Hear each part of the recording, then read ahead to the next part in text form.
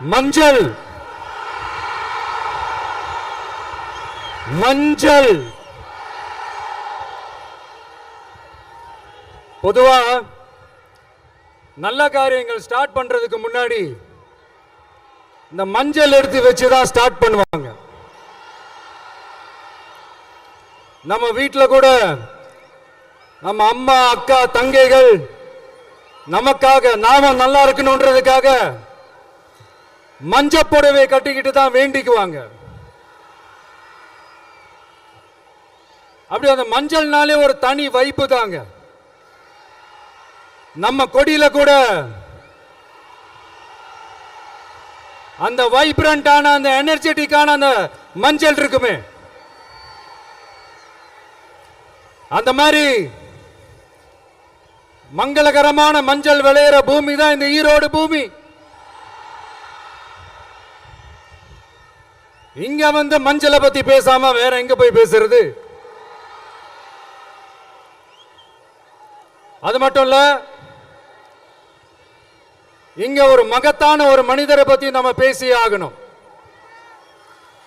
இந்த ஈரோடு மண் விவசாயத்துக்கும் பேர் போன மண். இங்க நடக்கிற அந்த விவசாயத்துக்கு மிக முக்கியமான ஒரு கவசமா இருக்கிறது என்ன தெரியுமா? காலிங்கராயன் அணை, காலிங்கராயன் கால்வாய். காலிங்கராயன் அணை கட்டினதுலையும் கால்வாய் வெட்டினதுலையும் உயிரான உணர்வு பூர்வமான நிறைய விஷயங்கள் இருக்குது. அப்படி அந்த ப்ராசஸ்ல அவர் அந்த அணை கட்டும் போதும் கால்வாய் வெட்டும் போதும் ரொம்ப சோர்வடைஞ்சிட்டாராம். அப்ப அவங்க அம்மா அதை பார்த்துட்டு சொன்னாங்களாம், மகனே காளிங்கா, தயிர் வித்த காசு தாழ்வாரம் வரைக்கும் இருக்குது, மோர் வித்த காசு முகுட வரைக்கும் இருக்குது, அதை எடுத்துக்கிட்டு போய் அணைய கட்டியா கால்வாய வெட்டியான்னு சொல்லி தைரியம் கொடுத்தாங்களா? பெத்த அம்மா கொடுக்கிற அந்த தைரியம் இருக்கு பாருங்க, அதை தாண்டி வேற எதுவுமே கிடையாதுங்க. ஒரு மனுஷனால எதையும் சாதிச்சு காட்ட முடியும். அப்படி ஒரு தைரியத்தை தான் இப்ப நீங்க, என்னுடைய அம்மா அக்கா தங்கைகள் நண்பா நண்பிகள் தோழர்கள் எல்லாரும் எனக்கு கொடுத்திருக்கிறீங்க. அதே தைரியத்தை, அதே துணையா என் கூட நிக்கிறீங்க. இதை எப்படி நம்ம பிரிச்சு விடலாம்? இதை எப்படி நம்ம கெடுக்கலாம்? என்னெல்லாம் அவதூறுகள் நம்ம விஜய் மேல சொல்லி மக்களை நம்ப வைக்கலாம்? என்னெல்லாம் சூழ்ச்சிகள் நம்ம விஜய் மேல பண்ணி மக்களை நம்ப வைக்கலாம்? இப்படி சூழ்ச்சிகளை மட்டுமே நம்பி பொழப்ப நடத்துற சில சூழ்ச்சிக்கார கூட்டங்கள் இதை தொடர்ந்து செஞ்சுக்கிட்டு தான் இருக்கு. ஆனா அவங்களுக்கு தெரியாது, இது இன்னைக்கு நேத்து வந்த உறவு இல்ல. கிட்டத்தட்ட 30-33 வருஷத்துக்கு மேல இருக்கிற உறவு.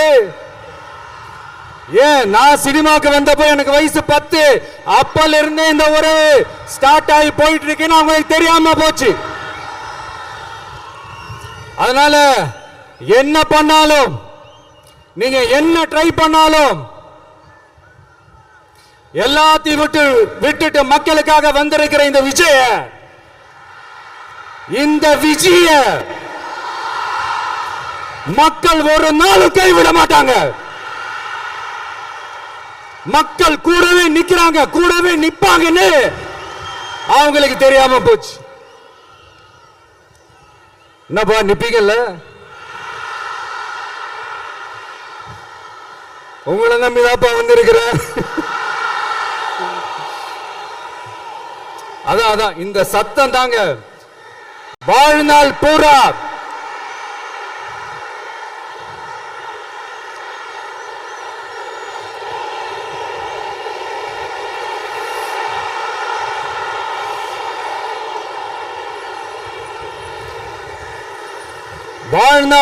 உங்களுக்கு நன்றியோடவே இருப்பேன். இப்போ நம்ம காளிங்கராயன் அவர்கள் அணையை கட்டுறதுக்காக பவானிக்கு போய் பார்க்கும்போது ஒரு இடத்துல ஒரு பாம்பு வந்து உட்கார்ந்துச்சான், படுத்துச்சான்.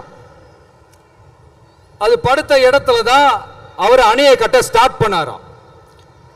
அப்புறம் அந்த பாம்பு வளைஞ்சி நெளிஞ்சி போற இடத்துல எல்லாம் கால்வாயை வெட்டினார்னு சொல்லி சில வாய்மொழி கதைகள்லாம் சொன்னாங்க. தண்ணியை சேமிச்சு வச்சு குடிக்கிறதுக்கும் விவசாயத்துக்கும். தம்பி கீழே இறங்கு, தம்பி கீழே இறங்குப்பா, பிளீஸ் கீழே இறங்குப்பா.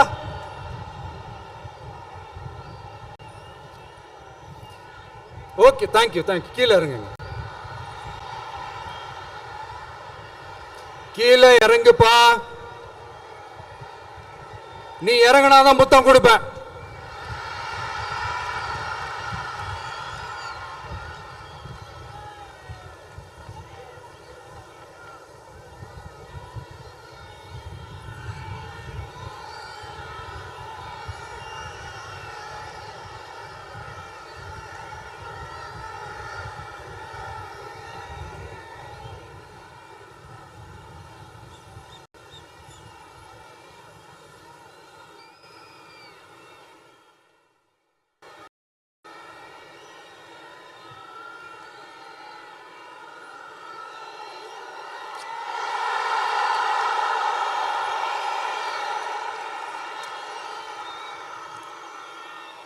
இப்படி தண்ணியை சேமிச்சு வச்சு குடிக்கிறதுக்கும் விவசாயத்துக்கும் வழி வகுக்கிறது எவ்வளவு பெரிய ஒரு நல்ல விஷயம். சோ இந்த மாதிரி நல்ல விஷயங்கள்லாம் செஞ்சிட்டு கதைகள் சொன்னா பரவாயில்ல, எதுவுமே செய்யாம கதைகளை மட்டும் அடிச்சு விடுறது எப்படி? அத்திக்கடவு அவிநாசி திட்டத்தை இன்னும் விரிவுபடுத்தினா அந்த 3 மாவட்டத்தில் இருக்கிற லட்சக்கணக்கான மக்களுக்கு எவ்வளவு பிரயோஜனமா இருக்கும். எத்தனையோ லட்சம் ஏக்கர் நிலங்கள்ல விவசாயம் நடத்தினா எவ்வளவு பிரயோஜனமா இருக்கும். ஏன் அதெல்லாம் பண்ண மாட்டேன்றீங்க? வள்ளுவர் கோட்டத்துக்கு காட்டுற அக்கறைய இங்க மக்கள் வாழ்வாதாரத்தில் கொஞ்சம் காட்டலாம்ல, ஏன் காட்ட மாட்டேன்றீங்க? இங்க என்ன கவர்மெண்ட் நடத்துறாங்களா இல்ல கண்காட்சி நடத்துறாங்களா? இந்த 21ஆம் நூற்றாண்டிலே மக்களை பத்தி எதுவுமே யோசிக்கிறது இல்ல. ஆனா அந்த காலத்திலேயே இது எல்லாத்தையும் பத்தி யோசிச்ச மக்களை பத்தி, குடிக்கிற தண்ணியை பத்தி, விவசாயத்தை பத்தி, அணை கட்டுறதை பத்தி, கால்வாய் வெட்டுறதை பத்தி, இதெல்லாம் எங்கிருந்து?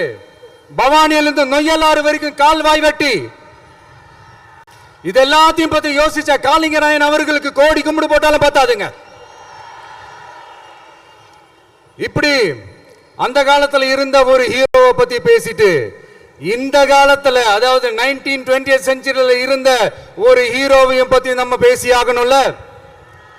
ஒருத்தர் இலகிய மனம் கொண்ட ஹீரோனா இன்னொருத்தர் இரும்பு மாதிரி அயன்மேன் தான். எஸ், நம்ம ஈரோடு கடப்பாறை தான்.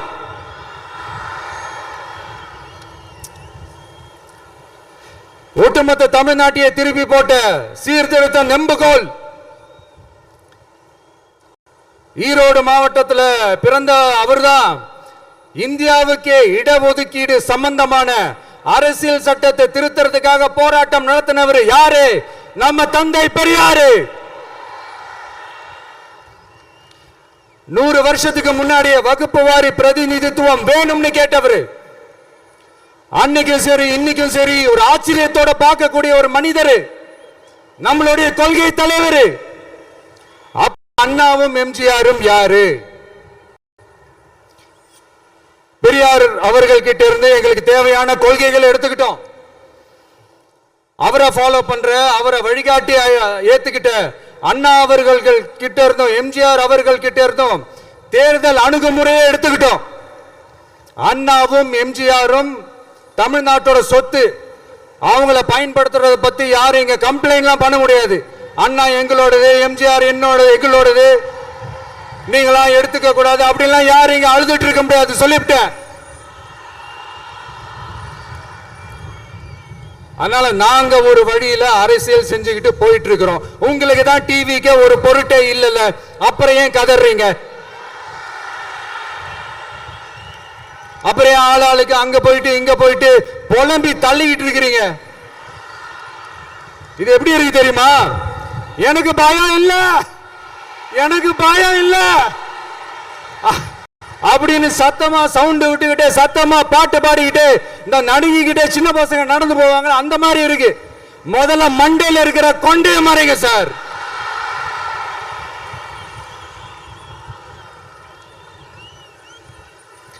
சும்மா மாறு வேஷத்துல மறு வச்சுக்கிட்டு மீடியா ஆளு ரேடியோ ஆளுன்னு இவங்க ஆளுங்களை மாத்தி மாத்தி அனுப்பிக்கிட்டு இதெல்லாம் என்ன மக்களுக்கு தெரியாதுன்னு நினைச்சிட்டு இருக்கீங்களா?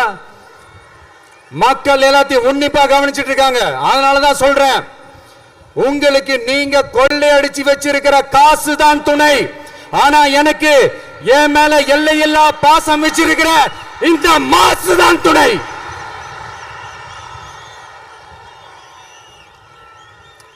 இப்படி நமக்கு துணையா இருக்கிற ஈரோடு மக்களுக்காக நான் இப்போ குரல் கொடுக்கலான்னு வந்திருக்கிறேன். சரி, இப்போ விஷயத்துக்கு வருவோம். பெரியார் அவர்கள் கிட்ட இருந்த அந்த செல்வாக்கையும் அந்த பதவிகளையும் அந்த பவரையும் வச்சுக்கிட்டு அவர் என்ன சொன்னார் தெரியுமா? இவ்வளவு செல்வாக்கு, இவ்வளவு பதவிகள், இவ்வளவு பவர் இருந்தோம் நான் ஒரு 5 பைசா காசு சம்பாதிச்சிருப்பேனா? எனக்கோ இல்ல என் குடும்பத்துக்கோ பட்டங்கள் வேணும், பதவி வேணும்னு ஏதாவது கேட்டிருப்பேனா? இல்ல ஏதாவது லாபம் பார்த்திருப்பேனா? இல்ல எதுக்காவது ஆசைப்பட்டிருப்பேனா? ஆனா அவர் பேரை சொல்லிக்கிட்டு அவருடைய கொள்கையை ஃபாலோ பண்றதா சொல்லிக்கிட்டு இப்ப ஆட்சியில இருக்கிறவங்க என்னெல்லாம் செய்யறாங்கன்னு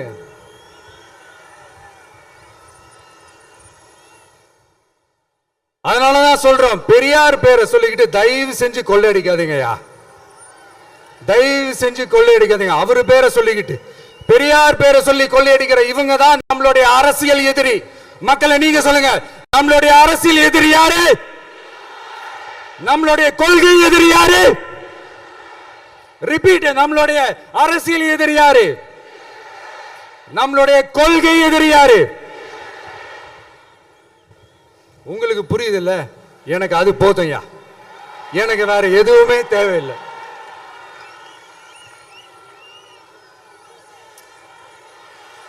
அதனாலதான்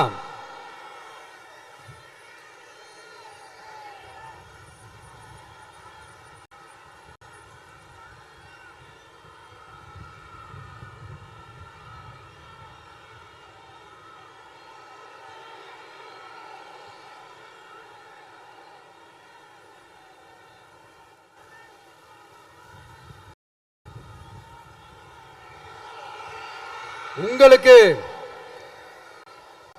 நம்மளை பத்தி நம்ம அரசியலோட நீங்க எல்லாரும் என்னோட அரசியலோட கனெக்டடா இருக்கீங்கன்றது ரொம்ப தெளிவா தெரியுது. அதனால எனக்கு அது போதும். அதனாலதான் எதிரிகள் யாருன்னு சொல்லிட்டு களத்துக்கு வந்திருக்கிறோம். அதனால அவங்கள மட்டும் தான் எதிர்ப்போம். அதுவும் அந்த எதிரிகள் யாரு இப்போ இங்க 2026 சட்டமன்ற தேர்தலில் களத்துல இருக்கிறாங்களோ அவங்கள மட்டும் தான் எதிர்ப்போம். சும்மா களத்திலே இல்லாதவங்களையும், களத்துக்கும் அவங்களுக்கும் சம்பந்தமே இல்லாதவங்களையும் எதிர்க்கிற ஐடியாலாம் இல்ல பாஸ். நீங்க கேட்கிறீங்கன்றதுக்காக எல்லாம் எதிர்த்துட்டு இருக்க முடியாது பாஸ். எங்களுக்கு நிறைய வேலை இருக்குது.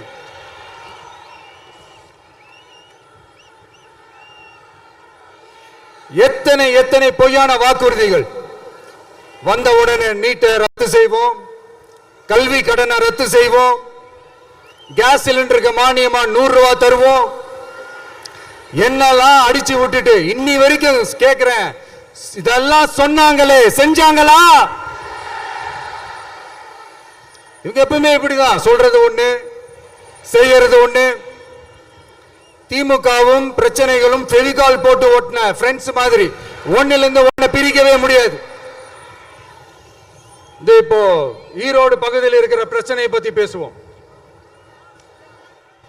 பெரியார் பேரை மட்டும் சொல்லிக்கிட்டு எப்படி அவரோட கொள்கைகளுக்கு எதிராக செயல்படுறாங்களோ அப்படிதான் இந்த மஞ்சள் நகரத்தோட மஞ்சளுக்கும் ஒண்ணு பண்ணல, மஞ்சள் விவசாயிகளுக்கும் ஒண்ணு பண்ணல. ஆராய்ச்சி மையம், சிறப்பு மையம்னு கோடி கோடியே டெண்டர் விட்டாங்க. பேருக்கு கட்டிடத்தை கட்டினாங்க.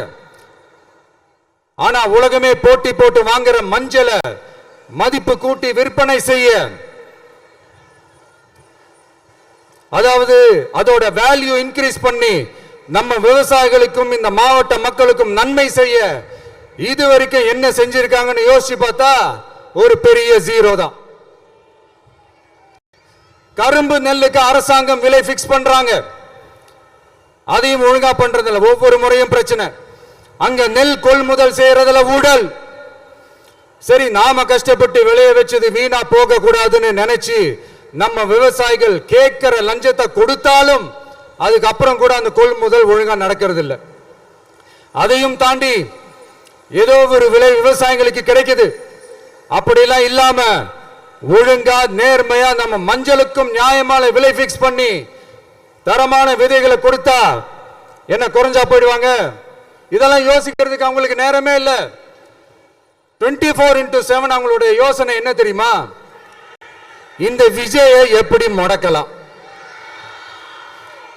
தமிழக வெற்றி கழகத்தை எப்படியெல்லாம் முடக்கலாம், அப்படிதான் அவங்களுடைய சிந்தனையே 24x7. எத்தனையோ வருஷத்துக்கு முன்னாடி நம்ம காளிங்கராயர் நதிகளின் இணைப்புக்கு முன்னோடியா இருந்தார். பவானி ஆத்துல வர அதிகமான தண்ணீர் அணை கட்டி தேக்கி தண்ணீர் வறட்சியான பகுதிகளுக்கு அனுப்பினாரு. ஆனா இன்னைக்கு இவ்வளவு நவீன வசதிகள் இருந்தோம், இவ்வளவு சயின்ஸ் வளர்ச்சிகள் இருந்தோம், இவ்வளவு டெக்னாலஜி வளர்ச்சிகள் இருந்தோம், அவங்க வாக்குறுதியில் ஒண்ணு கொடுத்தாங்கல்ல, பவானி நொய்யலாறு அமராவதி 6 இணைப்பு திட்டத்துக்கு ஒரு துரும்ப கூட கிள்ளி போடல. வாக்குறுதி நம்பர் 103 சொன்னாங்களே, செஞ்சாங்களா? சரி, இதாவது ஒரு பெரிய ப்ராஜெக்ட்.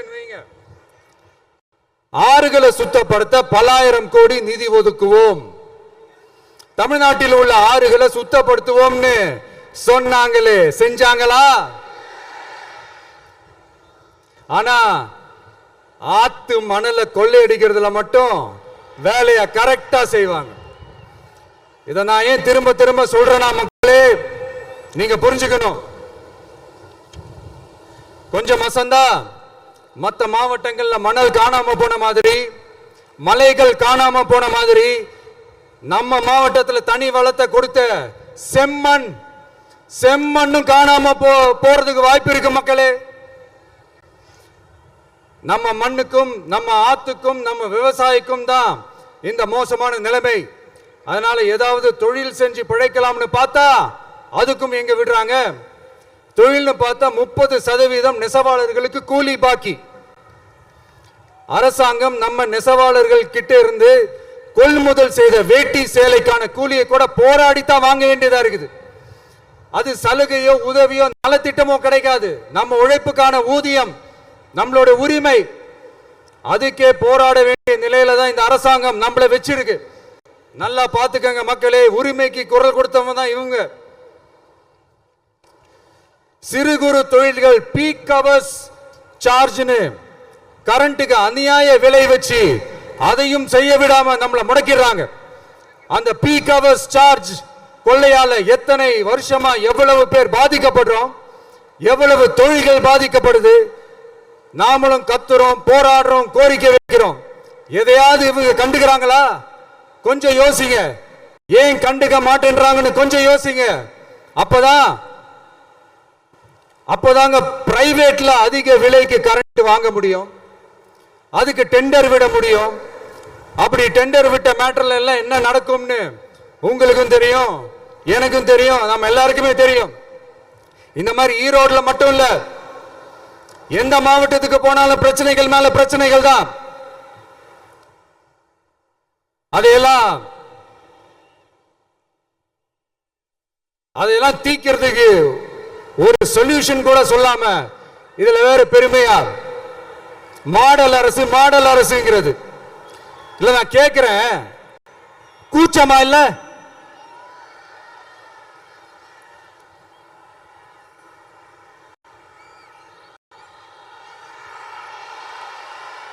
இதெல்லாம் கேட்டா அப்படியே நம்ம பக்கம் யூ டர்ன் அடிச்சு வந்துருவாங்க. விஜய் என்ன அரசியல பேச மாட்டேன்றாரு?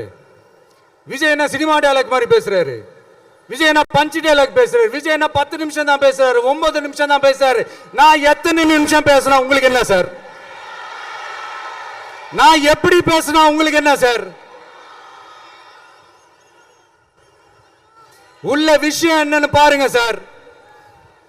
ஒவ்வொரு மாவட்டத்துக்கும் போய் மக்கள் ஃபேஸ் பண்ற பிரச்சனைகளை எடுத்து பேசிட்டு இருக்கிறேன். பின்ன அது அரசியல் இல்லாம வேற எதுதான் அரசியல்? உங்களை மாதிரி தனிப்பட்ட முறையில தரக்குறைவா அசிங்கமா பேசுறதுதான் அரசியல்னா அந்த அரசியல் நமக்கு வராது. வராதுன்னா நல்லாவே வரும். உங்களை விட எனக்கு அது நல்லாவே வரும். வேணான்னு விட்டு வச்சிருக்கிறோம். அப்புறம் உங்களுக்கு நமக்கு என்ன வித்தியாசம்? காஞ்சிபுரத்தில் நாம பேசும்போது இந்த மாதிரி நம்மளால் உங்களால் அமைக்கப்பட போற ஆட்சியில நம்ம ஆட்சிக்கு வந்த உடனே என்னெல்லாம் செய்ய போறோம்ன்றது சிலது சொன்னோம். அதையெல்லாம் தப்பா புரிஞ்சுக்கிட்டு இப்போ சொல்றேன், விளக்கமா சொல்றேன். நான் சலுகைகளுக்கு எதிரானவன் கிடையாது. மக்களுக்கான சலுகைகளை இலவசம்னு சொல்லி அசிங்கப்படுத்துறதுல எனக்கு உடன்பாடு கிடையாது. மக்கள் காசுல மக்களுக்கு செய்யறதை எப்படி இலவசம்னு சொல்லுவீங்க? அப்படியே செஞ்சிட்டாலும் ஓசில போறேன்னு சொல்லி அசிங்கப்படுத்துறீங்க. என்ன கேட்கறதுக்கு ஆள் இல்லைன்னு நினைச்சீங்களா? மக்களுக்கு ஒண்ணுன்னா இந்த விஜய் வந்து நிப்பா, இந்த விஜய் வந்து கேள்வி கேட்பா. இந்த விஜய் எப்பவுமே மக்கள் பக்கம் தான். அதே மாதிரி மக்களும் என் பக்கம் தான். என் மக்கள் மானத்தோட மரியாதையோட கௌரவத்தோட வாழணும். என் மக்கள் யாருக்கும் கீழே கிடையாது. அப்படி அவங்க கௌரவத்தோட வாழணும்னா அவங்களுக்கான வாழ்க்கை தரம் உயரணும். வாழ்க்கை தரம் உயரணும்னா அவங்களோட வாழ்வாதாரம் உயரணும். வாழ்வாதாரம் உயர்ந்தாதான் பொருளாதாரம் உயரும். பொருளாதாரம் உயர்ந்தாதான் வசதி வாய்ப்புகள் உயரும். இதெல்லாம் உயர்ந்தாலே ஆட்டோமேட்டிக்கா அவங்களோட வாழ்க்கை தரம், அவங்களுக்கான மரியாதை, அவங்களுக்கான கௌரவம் எல்லாமே உயரும். இதுக்கான வழிகள், அந்த சூழல்களை அந்த கவர்மெண்ட் அமைச்சு கொடுக்கணும். இதுக்கான அந்த திட்டங்களை செயல்படுத்தணும். இதெல்லாம் செஞ்சாதான் அந்த அரசாங்கம் ஒரு நல்ல அரசாங்கம். இதைத்தான் சொன்னோம்.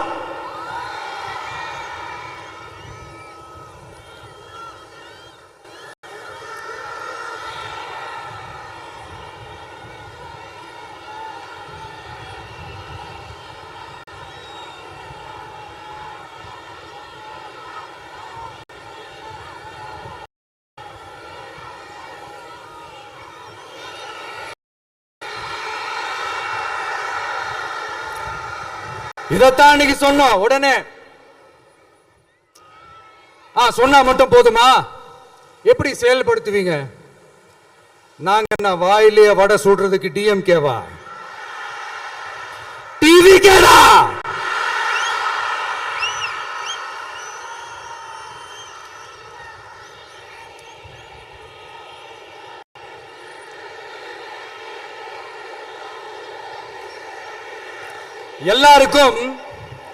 எல்லாருக்கும் நிரந்தரமான ஒரு வீடு இருக்கணும்னு சொன்னோம். உடனே எங்க ஆட்சியிலே நாங்க எல்லாரும் வீடு கட்டி கொடுத்துட்டோமே அப்படிங்கிறது இல்ல. நான் கேட்கிறேன், இங்க உங்களை தான் கேட்கிறேன், இங்க வாடகைக்கு இருக்கிறவங்களே இங்க யாரும் இல்லையா? எல்லாருக்கும் சொந்தமா வீடு கட்டி கொடுத்துட்டாங்களா? அடுத்து வீட்டில் இருக்கிற ஒவ்வொருத்தரும் மினிமம் டிகிரி படிச்சிருக்கணும் அப்படின்னு சொன்னோம். உடனே எங்க ஆட்சியிலே எல்லாரும் டிகிரி படிச்சு முடிச்சிட்டாங்களே அப்படிங்கிற மாதிரி சொல்றது அது உண்மைனா? ஸ்கூல் லெவல்லையே டிராப் அவுட்ஸ் அதிகமானது யாரோட ஆட்சியிலங்க?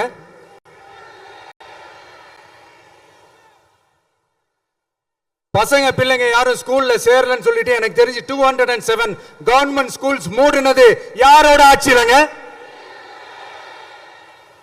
இதுல கல்வியில் சிறந்த தமிழ்நாடுன்னு டிராமா வேற.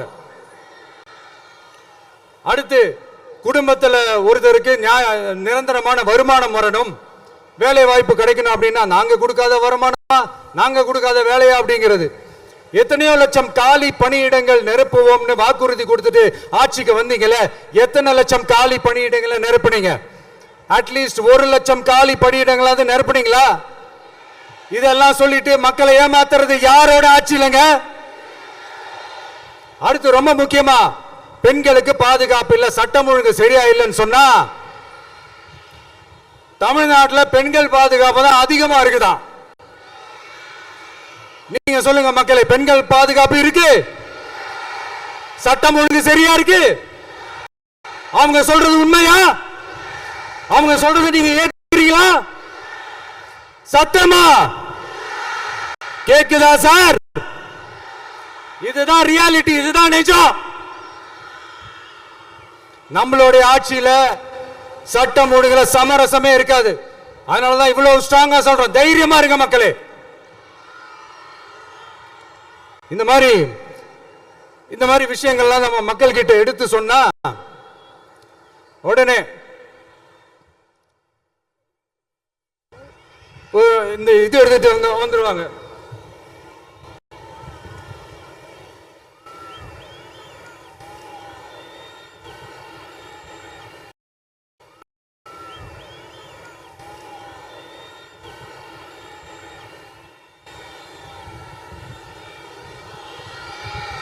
இந்த மாதிரி இதெல்லாம் என்னென்ன செய்ய போறோன்றது சிலதெல்லாம் காஞ்சிபுரத்தில் சொன்ன மாதிரி சொன்னா எல்லாத்தையும் தப்பு தப்பா திருச்சி பேசிக்கிட்டு அவதூறு பரப்பிக்கிட்டு. நான் கூட யோசிப்பேன், எம்ஜிஆர் அவர்களும் மேடம் ஜெயலலிதா மேடம் அவங்களும் ஒரே வார்த்தையில சொல்லி இந்த திமுகவை காலி பண்ணாங்கல்ல. நான் கூட யோசிப்பேன், ஏன் இவ்வளவு ஹார்ஷா பேசுறாங்க, ஏன் இவ்வளவு ஹார்ஷா அவங்களை திட்டுறாங்கன்னு யோசிச்சது உண்டு. இப்பதானே புரியுது. அவங்க ரெண்டு பேரும் சொன்னதை இப்ப நானும் ரிப்பீட் பண்றேன். திமுக ஒரு தீய சக்தி, திமுக ஒரு தீய சக்தி, திமுக ஒரு தீய சக்தி, திமுக ஒரு தீய சக்தி, தீய சக்தி, தீய சக்தி, தீய சக்தி. என் நெஞ்சில் குடியிருக்கும் ஈரோடு மக்களே,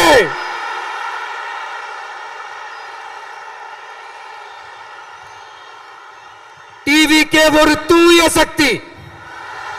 எப்படி? டிவிகே ஒரு தூய சக்தி. தூய சக்தி டிவிகேவுக்கும் தீய சக்தி டிஎம்கேவுக்கும் தான் போட்டியே.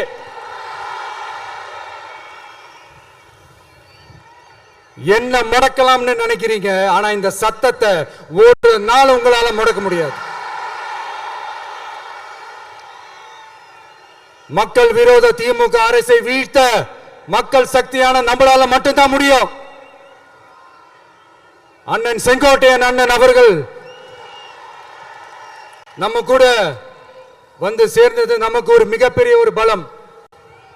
அந்த மாதிரி செங்கோட்டையன் அண்ணன் அவர்கள் மாதிரி இன்னும் நிறைய பேர் வந்து சேர இருக்கிறாங்க. அவங்க எல்லாருக்குமே அந்த உரிய அங்கீகாரத்தை கொடுப்போம். அது மட்டும் இல்ல, அப்புறம் இன்னொரு விஷயம் சொல்ல மறந்துட்டேன். இப்ப ரீசெண்டா ஒரு இடத்துல நம்ம சிஎம் சார் அவர்கள் பேசும்போது சொன்னாங்க, என் கேரக்டரையே புரிஞ்சுக்க மாட்டேங்கிறேன். இது சினிமா டயலாக் இல்லையா? நான் ஏதாவது பேசினா சினிமா டயலாகா? சார் பேசினா அது சினிமா டயலாக் இல்லையா? சிலப்பதிகாரத்திலிருந்து எடுத்ததா அந்த லைன். என் கேரக்டரே புரிஞ்சுக்க மாட்டேன்றது. உங்களை எப்படிதான் சார் புரிஞ்சுக்கிறது? எந்தெந்த விஷயத்துலலாம் சார் உங்க கேரக்டர் நாங்க புரிஞ்சுக்கிறது? அதையும் நீங்களே சொல்லிட்டீங்கன்னா கொஞ்சம் நல்லா இருக்கும் சார். சட்டம் ஒழுங்குல நாடே சந்தி சிரிக்குது, அதுலயா? பெண்கள் பாதுகாப்புல நாடே சந்தி சிரிக்குது, அதுலயா? பொய் வாக்குறுதிகளா கொடுத்து ஏமாத்தி ஆட்சிக்கு வந்தீங்களே, அதுலயா? எதுலதான் சார் உங்க கேரக்டர் நாங்க புரிஞ்சுக்கிறது? ஆனா ஒண்ணு, தமிழ்நாட்டில் ஆட்சி செய்யற நீங்களும் சரி, ஒன்றியத்தில் ஆட்சி செய்யறவங்களும் சரி, நீங்க ரெண்டு பேரும் முதல்ல என்னோட கேரக்டரை புரிஞ்சுக்கணும் சார். என்னோட கேரக்டர்னு சொன்னது நம்ம மக்களோட கேரக்டர். 2026 சட்டமன்ற தேர்தலோட அந்த கேரக்டரே கொஞ்சம் வேற மாதிரி சார். அத கொஞ்சம் தயவு செஞ்சு நீங்க புரிஞ்சுக்கணும் சார். புரிஞ்சுக்கலனா மக்களே உங்களுக்கு புரிய வைப்பாங்க சார்.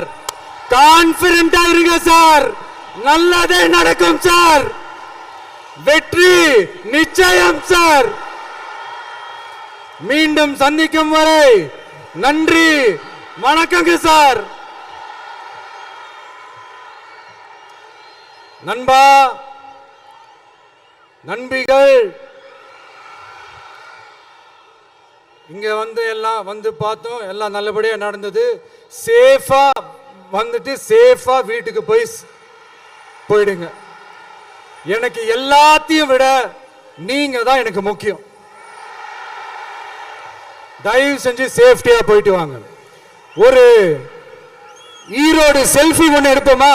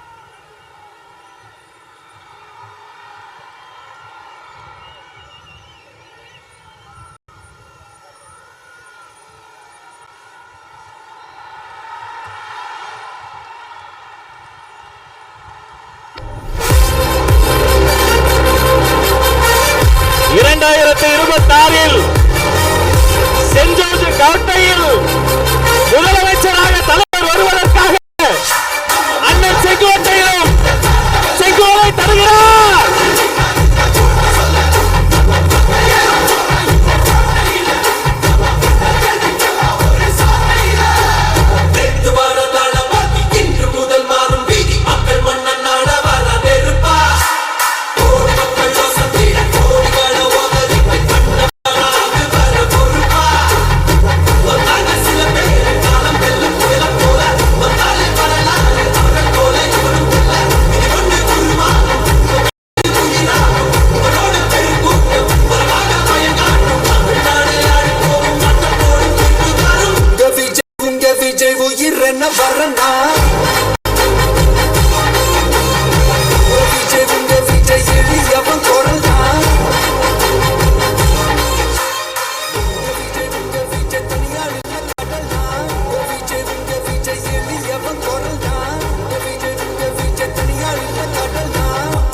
மன்னர்களை உனக்கு கட்ட வரனா